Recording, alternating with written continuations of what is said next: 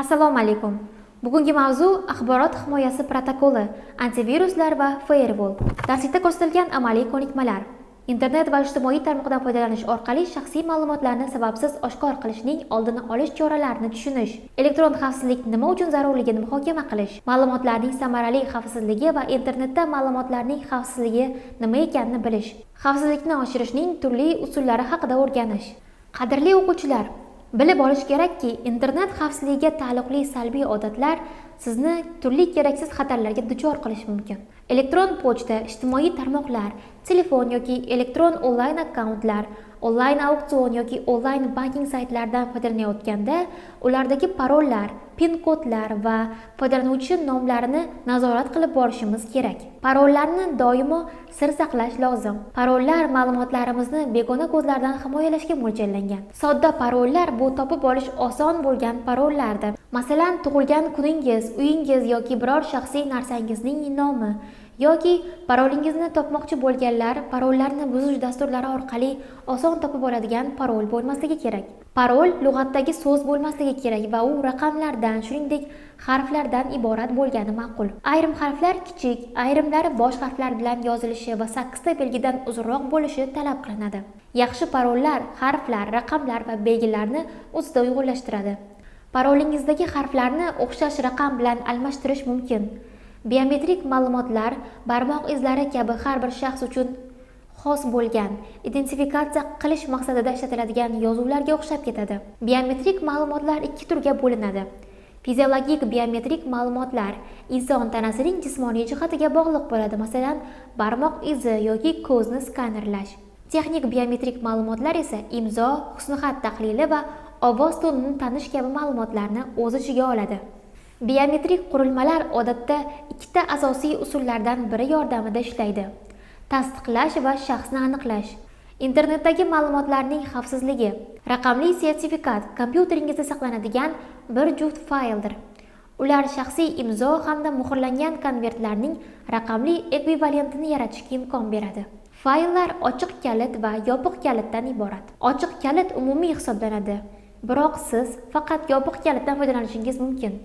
Raqamli sertifikatlardan foydalanishning yana bir usuli hujjatlarni elektron imzolashdir. Raqamli sertifikat quyidagilardan iborat: shaxsning ismi, elektron pochta manzili, seriya raqami, ommaviy kalit, amal qilish muddati. Raqamli imzo. Raqamli sertifikat hisob ma'lumotlaringizni hosil qiladi. Shifrlash. Kalit deb ataluvchi juda katta diskret sondan iborat chiqariluvchi xabarni shifrlaydi. Foydalaniladigan kalit tegishli foydalanuvchining ommaviy kaliti hisoblanadi.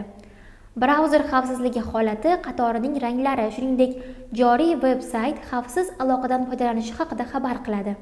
U 802 jadvalda ko'rsatilganidek sertifikat haqiqiyligini anglatish uchun har xil ranglarni aks ettiradi. Phishing. Parollar yoki bank kartalari kabi maxfiy ma'lumotlarni firibgarlik yo'li bilan qidirishga qaratilgan jinoiy faoliyat. Farming. Haker tomonidan kompyuter yoki serverga zararli dasturiy ta'minot o'rnatilishi. Bu dasturiy kod siz veb-saytda bajaradigan har bir harakat sizdan beruxsat boshqa veb-saytga yo'naltirilishiga olib keladi. Farming xuddi phishingga o'xshaydi. Biroq phishing hujumi sizni soxta elektron xabar yoki havola orqali veb-saytga o'tishga undasa, farming hattoki siz noto'g'ri veb manzilini kiritsangiz ham soxta veb-saytga yo'naltirishga urinadi. Bu ko'pincha banklar yoki elektron tijorat veb-saytlariga nisbatan qo'llaniladi. DNS server. DNS foydalanuvchi uchun qulay domen nomi. Masalan, thisismysite.com ni 60 22 161 42 kabi raqamlarga aylantiradi. Bu raqamlar to'plami internet protokol IP manzil deb nomlanadi va siz so'ragan saytga yo'naltirish uchun ishlatiladi. DNS domen nomlari va ularning IP manzillarini saqlaydigan keng tarqatilgan ma'lumotlar bazasi orqali ishlaydi va shu orqali kerakli domen nomini topish mumkin bo'ladi. Phishing. Ovoz va phishingning uyg'unligi.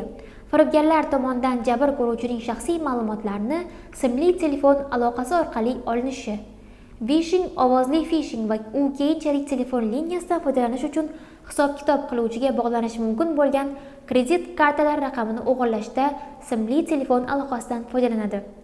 Telefon qiluvchilar qalloblik bilan kredit kartangiz yoki bank raqamlaringizni berishga majbur qiladi. Keyin bu axborotdan shaxsiy ma'lumotlarni o'g'irlash sxemalarida foydalanishi mumkin. Smishing kishilarni javob chaqiruviga undash maqsadida mobil telefon orqali matnli xabarlardan foydalanadi. Phishingga biroz o'xshab ketadi, biroq smishingda iste'molchilarni undash maqsadida matnli xabarlardan foydalanishadi. Matnli xabarlar tarkibida URL, manzil yoki telefon raqami bo'lishi mumkin.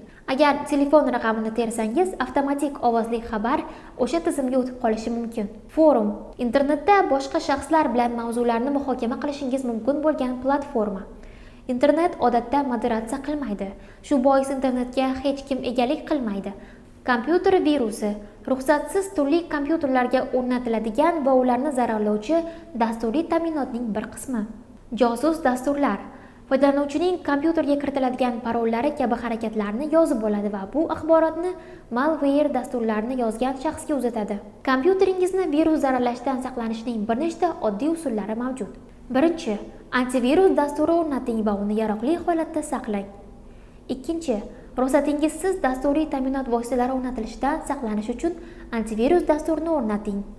Uchinchi, agar ishonchli manbadan ekaniga ishonchingiz komil bo'lmasa, hech qachon internetdan dasturlarni yuklab olmang va o'rnatmang. To'rtinchi, agar skaner qilib ko'rmagan bo'lsangiz, elektron pochta ilovasidagi hujjatlarni ochmang.